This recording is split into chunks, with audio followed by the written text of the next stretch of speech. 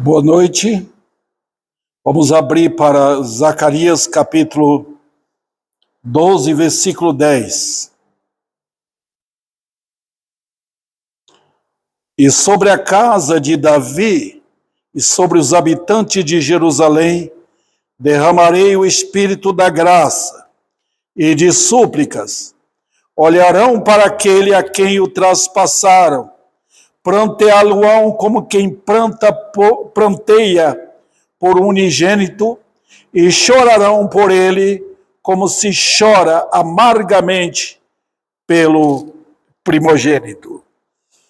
Vamos orar, que a tua palavra, maravilhosa como ela é, venha de encontro a cada um que poderá ouvir esta mensagem, meu Deus. E dá-me graça de poder pregar a tua palavra como deve ser pregada. Para a glória do Senhor, para a honra do teu nome, em nome de Cristo. Amém. Obrigado.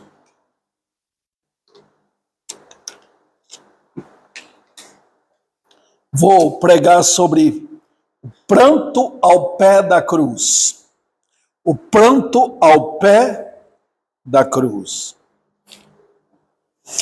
Primeira coisa, os irmãos têm que lembrar aqui, nós estamos vendo o contexto, é uma passagem incrivelmente profética.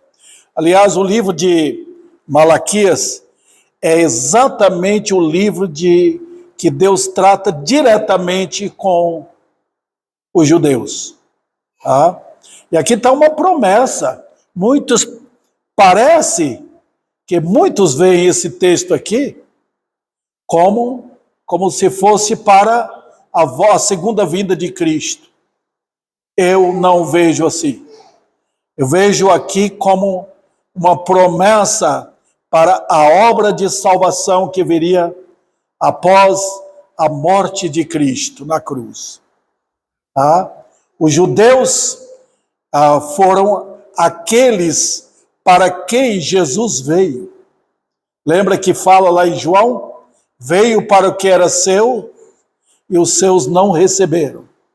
Lembra bem? Eles rejeitaram e crucificaram o Senhor. Outro detalhe aqui no texto, irmãos, presta atenção, a notável mudança de pessoas. Observe, sobre a casa de Davi e sobre os habitantes de Jerusalém, derramarei o espírito da graça e de súplicas. Quem está falando? Todos. Vocês aí podem perceber, quem está falando é Jeová, é Deus. Mas quem das pessoas da Trindade? Observa, derramarei o espírito da graça e de súplica. Olharão para aquele a quem traspassaram. Aí vocês já estão vendo que pessoas da divindade estão falando um a respeito do outro. Olharão para aquele que vocês traspassaram. Veja, e pranteá-lo-ão como quem pranteia por um unigênito, e chorarão por ele. Observa, chorarão por quem? Por aquele que transpassaram, e como se chora amargamente pelo primogênito. Que fantástico. Como isso acontece? É na vinda do Senhor?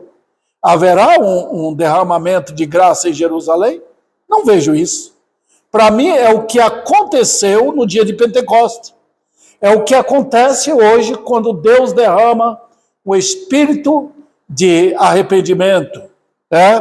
Vamos notar aqui o que nós podemos aprender sobre prantear ao pé da cruz. Primeiro, nós temos aqui Deus Jesus. Ele foi traspassado. Olha, irmãos, que coisa. E é ele não somente foi traspassado, mas ele derrama o espírito da graça. Veja o que ele diz ali. derramarei o Espírito da graça de súplica. Olha que coisa maravilhosa que vemos aí nesse cenário, né? A morte de Cristo, um povo crucificando Jesus, soldado transpassando Jesus com sua lança, e depois Deus mesmo, olha que mistério de amor, Deus mesmo derramando o Espírito dele para que o povo pudesse conhecer esse amor de Cristo na cruz. Fantástico. Aconteceu isso no dia de Pentecostes. Vocês lembram? Quando vocês leem Atos capítulo 2, vocês viram o que aconteceu? Quando Pedro pregou aquela mensagem, como foi que o povo reagiu? Eles entenderam que foram eles, aqueles judeus, culpados de terem matado o Senhor. Então, irmãos, essa tristeza que deve ter, não tem hoje. Eu sinto tanto em falar isso. Não há em nossos dias agora uma tristeza pelo pecado. Não há. O pecado é hoje recebido com ventura, com alegria, com prazer. O povo hoje, jovens, adolescentes, homens, mulheres, não importa a idade, não importa a condição social, todos estão recebendo o pecado com alegria e prazer em nossos dias.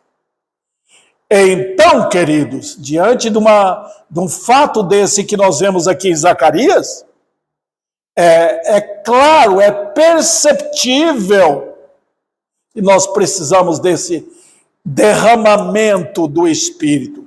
Eu sei, queridos irmãos, que o Espírito Santo foi derramado no dia de Pentecostes. Eu não estou falando de uma volta daquele dia de Pentecostes, que não vai acontecer mais. Aquele foi o dia especial, quando o Espírito Santo desceu e para habitar na igreja. Eu estou falando não desse derramamento para o batismo, como aconteceu com a igreja, quando Jesus subiu e o Espírito desceu. Eu estou referindo a ocasiões que Deus fala. A Bíblia fala de tempos, quando Deus vem visitar o povo. Dia da visitação de Deus. Quando Paulo pregou lá na Europa, quando trouxe a notícia do que Deus estava fazendo, os judeus lá no capítulo 11 falam, Deus derramou o dom do arrependimento no meio deles. Nós não precisamos disso hoje? Claro, com clareza, irmãos. Estamos carentes desse espírito de arrependimento em nossos dias. Vamos lá, queridos. Então eu tenho aqui 4 assuntos para tratar na mensagem. O primeiro assunto é que esse derramamento é criado pelo Espírito Santo. Óbvio, não tem avivamento sem o Espírito Santo. Sem ele, qualquer avivamento é mundano, é diabólico, é pervertido, é enganoso. Nós temos aqui, o que ele fala? Derramarei o Espírito da graça e de súplicas. Impressionante. Eu gosto de usar essa palavra, essa expressão, né? Ela é cheia de emoções, não é verdade? Derramarei o Espírito da graça. Olha que coisa fantástica, irmãos. Deus está falando o quê? Ele ia derramar a fúria dele? Ele vai fazer isso na grande tribulação. Em vários lugares do mundo atualmente, e até aqui no Brasil, como acontece mortes, destruição, epidemias e acidentes e outras coisas que ocorrem em vários lugares aqui no Brasil e na face da terra. Isso é o derramamento da ira de Deus em ocasiões e lugares diferentes. Ele vai derramar a ira dele na grande tribulação. Isso é claro. O livro de Apocalipse é bem elucidativo, irmãos. Do capítulo 6 até o capítulo 19 daquele livro. A grande tribulação. Mas aqui não. É o Espírito da graça. Está vendo? E quando falo de graça, aqui no Velho Testamento, é a mesma graça do Novo Testamento. Ao invés de Deus vir com ira, ao invés de Deus derramar o seu furor, ele chega com o Espírito da graça. E quando ele chega com o Espírito da graça, vem o quê? Qual é a causa? É a graça.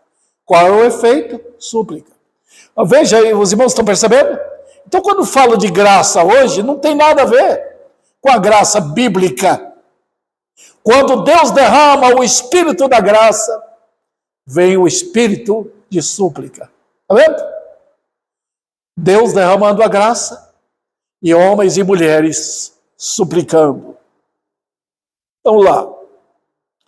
Outro detalhe aqui, esse derramamento não é produzido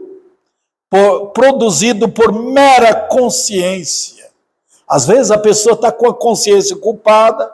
Eu já vi pessoas chegando aqui. Eu me lembro de um jovem que adentrou aqui chorando. Mas depois passou o choro, ele foi embora e não voltou mais. Ele estava com a consciência culpada. Outro detalhe, não é por terror. Tem muita gente que foge com medo para Deus. Mas não é isso. Vocês lembram quando João Batista pregava? Vieram homens, até soldados vieram. E João falou, vocês estão fugindo da ira vindoura? Estão com medo? Estão correndo do fogo? Mas não é esse o espírito da graça e de súplica. Também, irmãos, nem pelo emprego de alguma forma de penitência. Eles fazem isso hoje. Muitas religiões praticam penitências. É aquele trabalho de autoflagelação. Eu vou ficar tanto tempo. Até o jejum, em muitos lugares, ele é praticado como forma de penitência. Mas não é isso o espírito da graça? Não é. É obra da carne. Os irmãos sabem, lá na Índia, o povo se autoflagela. Exatamente. Eles têm o rio Ganges como rio purificador. Umas águas imundas onde joga cadáveres. E eles têm aquele rio como rio purificador. Tem nada a ver com o derramamento da graça. Queridos irmãos, também, muito menos pela música. Hoje há muita busca pela música. E a música provoca, irmãos. A música moderna é provocativa em termos de emoções e dá um sentido de que a pessoa está realmente adorando a Deus. Tem nada a ver. A música pode evocar emoções, mas não é súplica, não é graça. Nem por quadros. Tem pessoas que choram por quadros, é idolatria. Você vê uma figura de um suposto Cristo, de uma imagem, e você chorar por aquilo, tem nada a ver. Então, irmãos, como é que vem? Vamos olhar positivamente? Vem como o quê? Como um dom da graça. Derramarei. Está vendo? Vem de Deus, vem do céu. Assim como a chuva vem do céu, é Deus que derrama o Espírito da graça em nosso meio. Espírito de graça e súplica. Quando isso acontece, o que ocorre? Veja, o entendimento é esclarecido. Deus opera por sua palavra. Não há avivamento sem entendimento, irmãos. Tem que haver luz. Quando alguém está errado, precisa chegar alguém para falar, está errado. A pregação hoje é para criar ou levar luz aos corações. A pregação não é para adornar pessoas com o gostinho deles, promover autoajuda. Não. Não é para dar sabor na boca. Não é para agradar os ouvidos. Não. É para levar luz. Sim, quando Jesus falava aos judeus, ele levava luz. Ele abria a boca para falar coisa do céu. Os judeus não queriam. A reação era sempre aquela reação contra o Senhor, aquela reação assassina, que ele levou o Senhor até a cruz. Os irmãos lembram? Mas precisa de esclarecimento. Nós precisamos de profetas. Os irmãos lembram quando Deus mandava aqueles profetas no Velho Testamento? Elias, ele chegava com luz. Lembra quando ele chegou para Acaz? Você pecou, Deus vai destruir sua família. Ele levou luz. Lembra quando Isaías pregava? Levava luz. Quando Jeremias pregava, levava esse entendimento. Eles iam com a lanterna da palavra, com a lâmpada da palavra na mente do povo. Outro detalhe, irmãos, quando Deus derrama, o coração é renovado. Deus vai direto ao coração do homem. Hoje está cheio de decisões apenas da boca para fora. Deus vai ao coração. É ali que é o homem. É ali que Deus fala. Hoje está cheio disso. Eu fiz uma decisão e eu agora estou assim e estou assim. Não, Deus quer corações. É ali que ele mostra o terror do pecado. É ali que habita o pecado. É ali que o pecado tem que sair. É ali que a ordem de Deus sai a pecado. Destronize para Cristo entrar.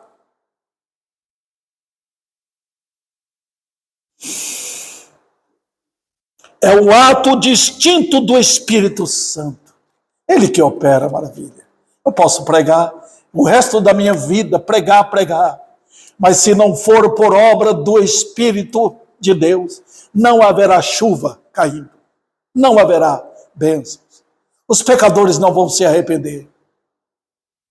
Quando Deus, o Senhor Jesus Cristo, mandou os discípulos, depois da ressurreição dele, mandou os discípulos fazer o quê? Saia pregando? Não. Ficar em Jerusalém, até que lá do alto desça o Espírito de Deus. Também, irmãos, é assistida pela oração, graça e súplica, tá? De fé e de remorso. Tá vendo? Quando Deus derrama o seu Espírito, pecadores abrem a boca para suplicar. Os irmãos sabem o que é remorso? Você lembra de Judas? Ele chegou à beira da forca. Ele estava cheio de remorso. Ele tinha traído o seu melhor amigo. Mas ele não abriu a boca para suplicar. Não. Quando aquelas 3.000 almas ouviram a mensagem de Pedro, eles suplicaram. Que faremos, irmãos? O coração deles estava arrasado, estava compungido, cortado lá dentro. Parece que Deus lancetou o coração deles. Estava derramando sangue, por assim dizer. Então, nós podemos ver. Oh, que alegria para os nossos dias, irmãos. Quando Deus tirar essa falsa paz, quando Deus tirar esse investimento do diabo no programa ecumênico, enganando as pessoas, quando Deus destruir o trabalho dos falsos mestres e Deus derramar o espírito de súplica, homens e mulheres abandonando, chorando os seus pecados, o que eu fiz? A segunda lição que aparece aqui é causada por olhar para Jesus. Olharão para mim, a quem o transpassaram. Que lição nós temos aqui? A primeira, não se pode preparar para aquele olhar. Olhamos para Jesus como somos, e esse olhar nos leva ao arrependimento. Tem o olhar carnal. O olhar carnal sempre procura outra coisa. Figura, um pastor, ou um show, outra coisa. O olhar da fé mira Cristo. Quando a mensagem chega, ela vai diretamente aos ouvidos do pecador. Ela penetra nessas duas janelas da alma, entra lá e promove abrir os olhos. Que foi que eu fiz? Eu sou culpado, eu matei meu Senhor, eu o feri na cruz. Você fala assim, pastor, mas eu não estava lá. Estava. Nós estávamos em Adão ali, nós estávamos ali na representação daquela multidão de judeus e gentios. A raça humana estava ali gritando, crucifica esse impostor. Colocaram na cabeça dele aquela coroa de espinho, apertaram para derramar sangue, não o quiseram como rei, não colocaram uma coroa de ouro na sua cabeça, mas sim de espinhos, para ele sentir as dores. Olha, o soldado foi lá e furou no seu corpo para sair sangue. E eu estava lá. Eu sou culpado? Sou. Olharão para mim a quem transpassaram. Sou eu o culpado. Olha para a cruz. Olha o que eu fiz com o Cordeiro de Deus. Olha o que eu fiz. Temos o quê?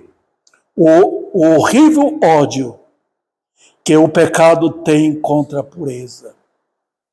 Meus irmãos, onde o pecado reina, não há pureza, não há justiça, não há amor, não há retidão, não há simpatia, não há alegria, não há bênção, não há retidão, nada disso. Por quê? O pecado tem ódio contra a pureza. Cristo é a soma total de pureza na cruz. E o pecado estava ali horrorizado com ele. Vamos matá-lo. Vamos fazer o que nós fazemos com uma cobra venenosa. Matar o justo. Sim. E quando ele se apresentava na mais amável e atraente forma. Lembra que ele falou com os judeus? Tem alguém aí de vocês que me convence de pecado? O que nós podemos fazer diante disso? Alguém pode me convencer de pecado? Pode, porque eu pequei. Mas o Senhor da glória diz, alguém me convence de pecado? Estava ali na cruz, no Cordeiro de Deus, o homem justo, puro, santo. E ali então foi toda essa cena, todo esse ódio terrível, todo esse trator do inferno foi contra o Senhor ali na cruz para matá-lo. Nós não queremos pureza, não queremos leis de Deus aqui, nós queremos é pecar mais. É assim que o homem faz. Em segundo lugar, vemos a ingratidão contra o amor. O pecado retribui infinitamente compaixão com ódio inveterado. Sempre foi assim. Olha a forma não só como mataram o Senhor, mataram os profetas que falaram para eles, que chamaram a atenção, mataram os apóstolos, mataram os crentes durante o transcorrer dos séculos. Mataram. Por quê? Porque o pecado tem esse ódio tremendo contra os santos de Deus, contra aqueles que querem fazer o bem. É esse o cenário do mundo. No mundo passareis por aflições, porque o quadro do mundo nós vemos aí, irmãos. Por isso que a Bíblia diz para os crentes, afastai do meio deles, fugir do meio deles, sair do meio deles.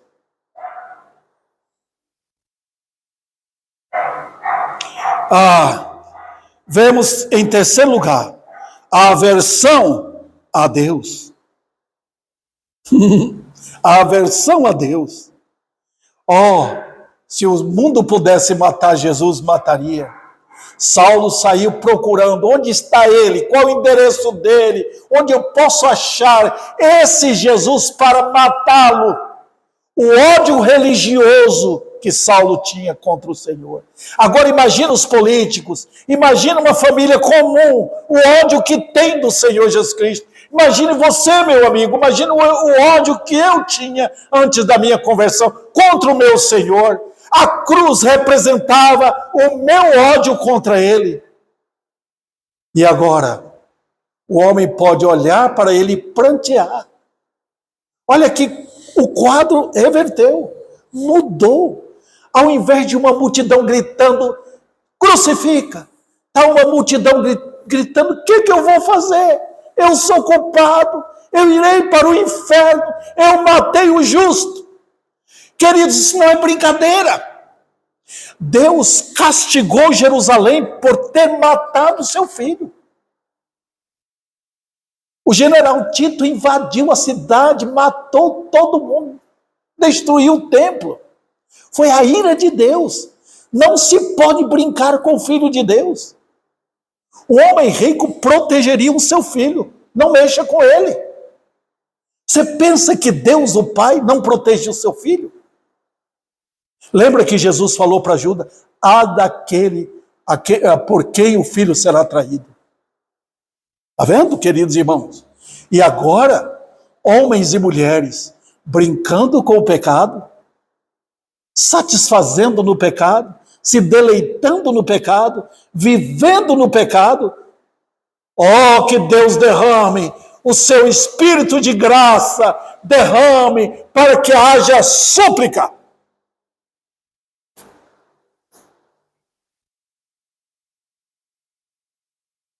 Também, irmãos,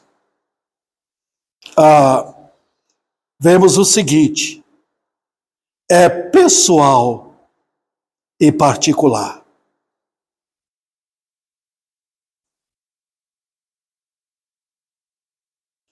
Vemos que tamanha é a terrível culpa de nosso pecado, no fato que nada, exceto o infinito sacrifício, poderia expiar a nossa culpa.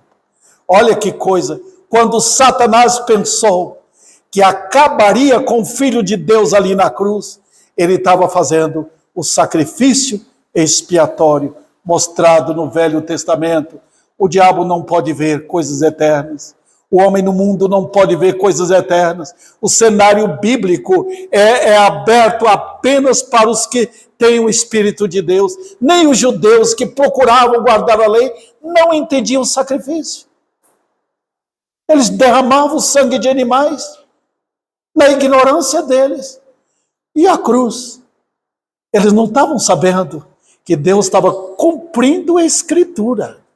Cumprindo a Escritura. O Cordeiro de Deus que faz o quê? Que tira o pecado. Está vendo? O Cordeiro de Deus que foi lá na cruz para esmagar o pecado, para livrar o povo dele. Fantástico. O pecado quis matar, mas o Senhor matou o pecado. A morte quis levar o Senhor para o inferno, mas ele matou a morte.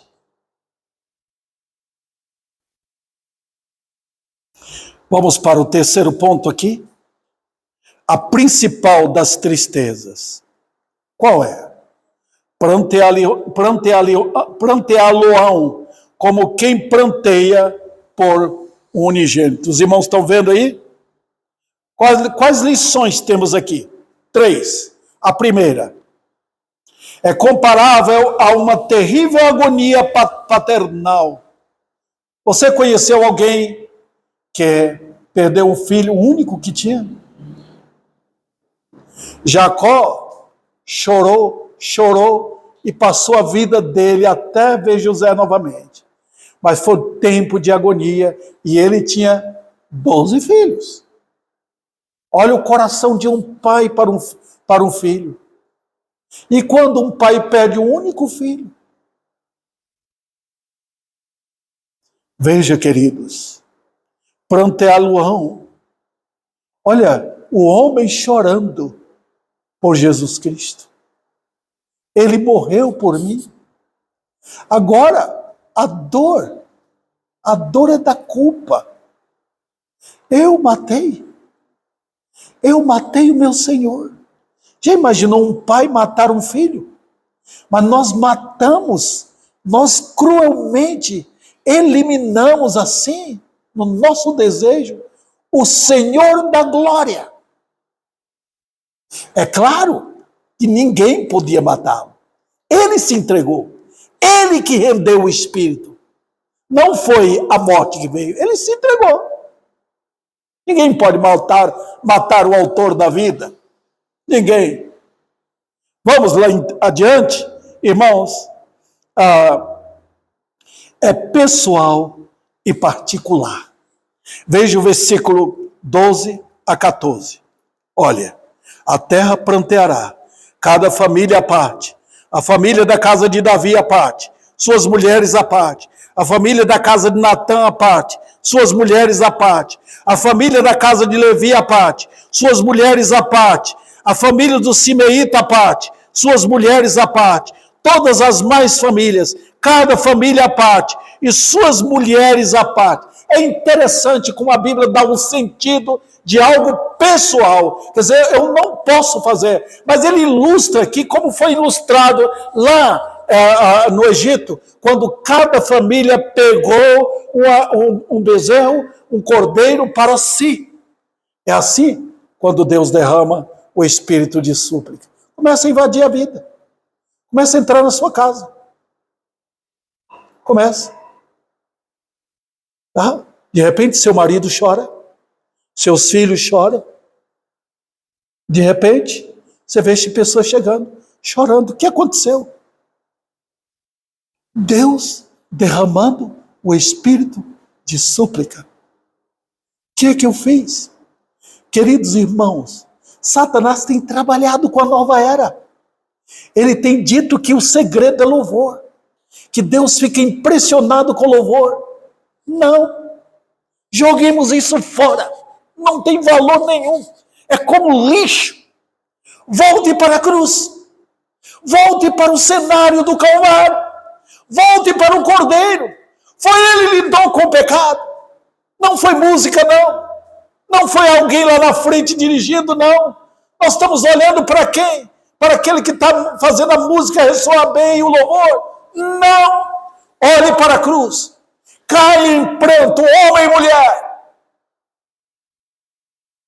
Enquanto não houver isto, haverá uma sociedade com o mal, com a maldade, com a injustiça em nosso meio.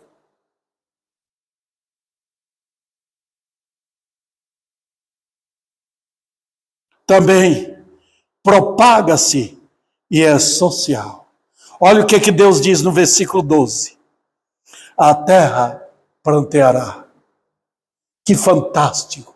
Quando Deus derrama, quando maravilha há.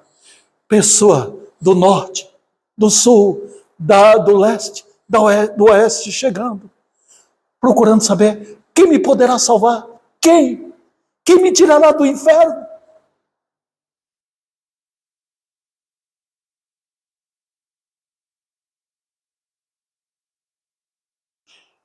Eu vou dar então o último ponto aqui.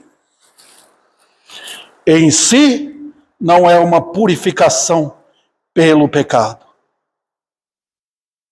Por ela, confessamos o crime, mas não podemos removê-la. O que ele quer dizer com isso? Você pode chorar, suas lágrimas não tiram o pecado. A convicção é como um espelho. Se você é mulher, ou eu, ou qualquer homem, olharmos para o espelho e vemos a sujeira no nosso rosto, o espelho não tira a sujeira. Tem que ir ao lugar certo. O choro, o pranto em si, não tira. Você pode chorar. mas depois vai voltar novamente. Se não for o Espírito de Deus derramando essa bênção gloriosa de purificação, não haverá conversões, não. O que acontece? Ela reconhece que temos tristeza, temos necessidade da fonte. Porém, em si, não é uma fonte purificadora.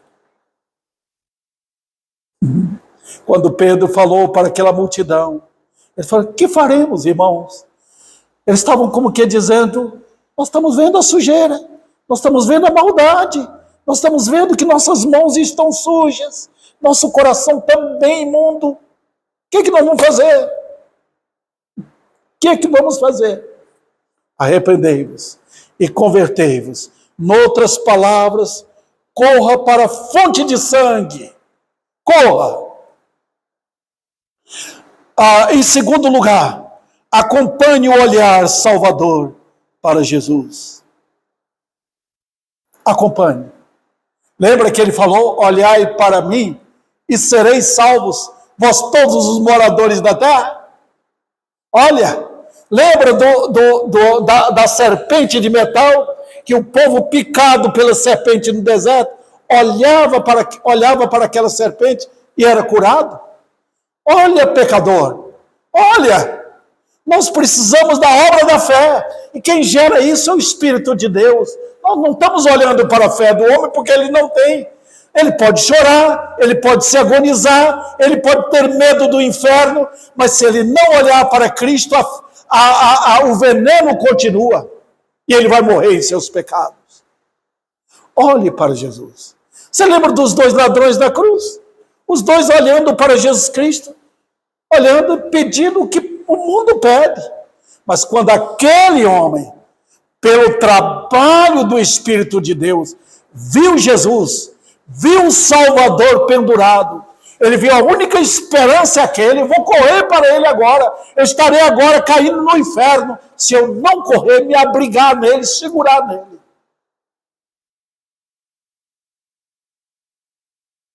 Outra coisa, desvia do ego. Desvia. O pecador quer este Salvador maravilhoso. Desvia do seu ego. O problema do homem é seu egoísmo. Sai de si. A conversão é uma crucificação do ego. É uma determinada um determinado ódio, desprezo pelo pecado.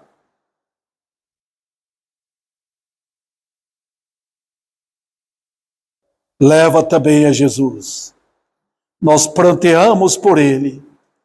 E esse é o nosso vínculo com Ele. É muitíssimamente eficaz em nossos corações.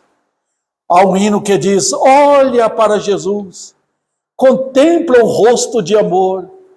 Não é esse Jesus da nova era, não. Não é esse Jesus publicado hoje. Esse é Jesus do mundo. O Senhor da glória é diferente. Ele é apresentado como o Cordeiro que tira o pecado. Se ele não tirar, porque não é ele. Então, o que poderíamos dizer? Vem, você está com o coração sangrando. Olhe para Jesus. E você vai obter a cura imediata. Que alegria ter a alma curada. Cristo purificou, tirou o pecado. Oh, Jesus habita, vem habitar. Tudo muda onde Jesus entra. Tudo. Ele é o Rei da glória. Na dúvida, ele traz certeza. Ele traz o amor. Ele traz o perdão. Ele traz justiça. Vem. Outra coisa, vem coração duro. Tem homens e mulheres obstinados. Obstinados. Olhe para Jesus.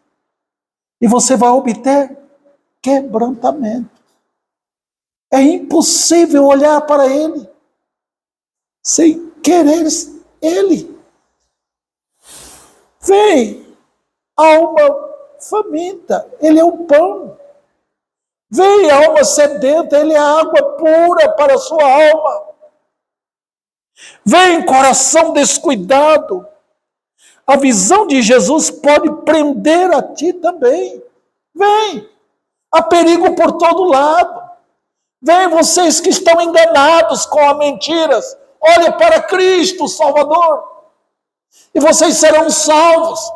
Deixe a mentira, deixe a vaidade, deixe o engano do seu coração e a carnalidade religiosa. Olhe para Cristo. Olhe e chore os seus pecados. Olha o que você fez, como eu fiz, matando o meu Senhor. Ele fez aquilo por mim. Ele foi à cruz pensando em Davi e pensando em você, ó alma arrependida. Creia nele agora e você será salvo.